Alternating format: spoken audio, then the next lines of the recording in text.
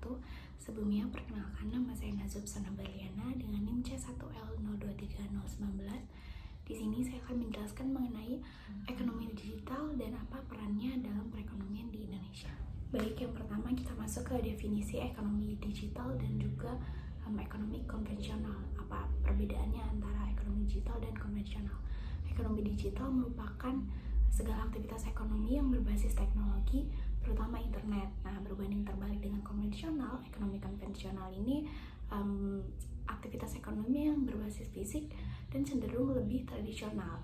Nah, dengan adanya ekonomi digital ini, tentunya dapat meningkatkan efisiensi dan produktivitas, menciptakan lapangan pekerjaan baru, serta memperluas pasar dan juga meningkatkan inovasi. Oke, selanjutnya ekonomi digital juga jauh dikenal lebih unggul dibandingkan dengan ekonomi konvensional. Mengapa? Karena contohnya seperti kita melakukan transaksi jual beli, kita tidak perlu datang ke toko fisiknya. Kita bisa melakukan jual beli melalui platform digital e-commerce seperti Shopee, Tokopedia, dan Lazada, dan lain-lainnya. Dan sistem pembayarannya pun bisa melalui e-wallet maupun mobile banking. Nah, sedangkan di dalam ekonomi konvensional ini kita harus datang ke toko fisiknya dan lebih terbatas dan juga memerlukan waktu. Oke, baik, selanjutnya ada contoh penerapan ekonomi digital di Indonesia. Nah, ekonomi digital di Indonesia ini udah menyebar luas di berbagai sektor. Contohnya seperti di sektor perdagangan, munculnya platform digital e-commerce seperti Shopee, Tokopedia, Bukalapak, dan juga Lazada, yang mana itu memudahkan masyarakat untuk melakukan transaksi jual beli secara online. Dan para konsumen pun tidak perlu untuk datang ke toko fisiknya, dan para pelaku usaha maupun produsen itu tidak perlu memiliki toko fisiknya, tetapi sudah bisa berjualan secara online. Baik, selanjutnya dalam sektor keuangan juga muncul e-wallet seperti aplikasi Dana, OVO, Link Aja, maupun ShopeePay, yang mana itu merupakan aplikasi yang mempermudah masyarakat untuk melakukan transaksi non-tunai, transfer uang, dan juga pembayaran tagihan. Selain itu ada juga KRIS ataupun Quick Response Code Indonesian Standard, yang mana metode pembayaran yang dikembangkan oleh Bank Indonesia untuk mempermudah para produsen dan juga konsumen untuk melakukan transaksi jual beli. Baik, selanjutnya dalam sektor transportasi juga muncul aplikasi seperti Gojek, Grab, dan juga Maxim, yang mana merupakan aplikasi ini penyedia layanan transportasi online, delivery makanan, dan juga pengantaran barang. Nah, dengan adanya aplikasi-aplikasi ini mempermudah mobilitas masyarakat dan juga menciptakan lapangan pekerjaan yang baru. Selanjutnya dalam sektor pendidikan juga muncul aplikasi edukasi seperti Zenius dan juga Ruang Guru, yang mana aplikasi ini memberikan layanan belajar online dan dapat diakses kapanpun dan dimanapun. Nah, munculnya layanan di bidang edukasi seperti ini juga memperluas akses pendidikan kepada mereka yang tinggal di daerah terpencil dan juga memiliki keterbatasan waktu.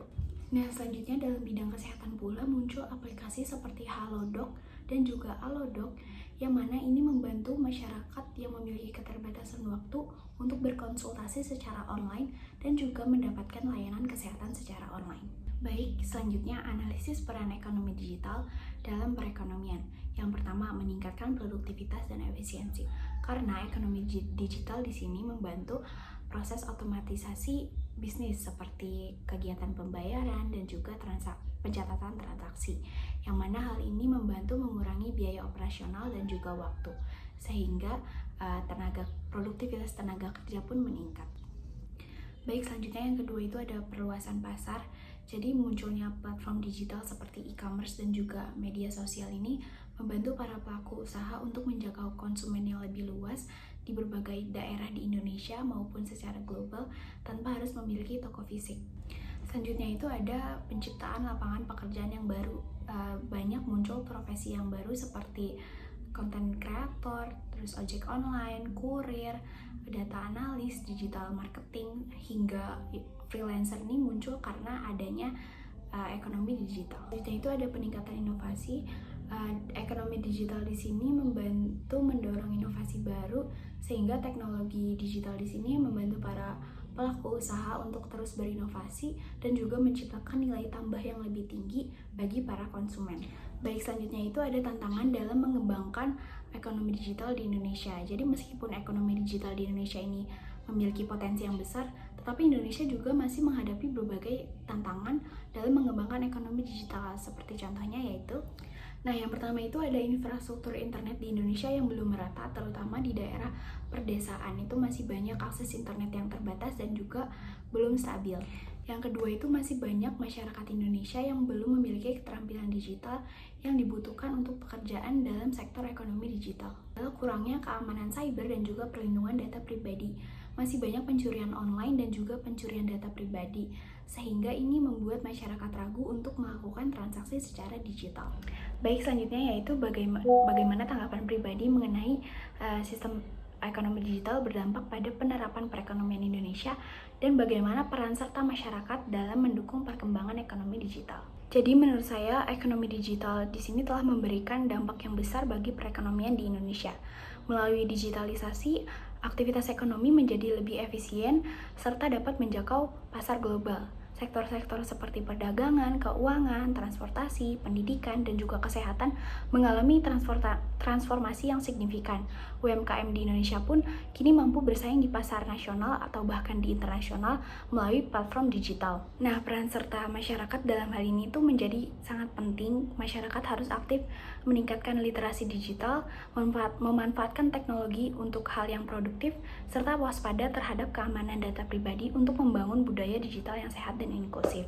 Saya percaya bahwa jika masyarakat dan pemerintah saling bekerja sama, ekonomi digital akan semakin mendorong pertumbuhan ekonomi serta membangun lapangan pekerjaan yang lebih luas.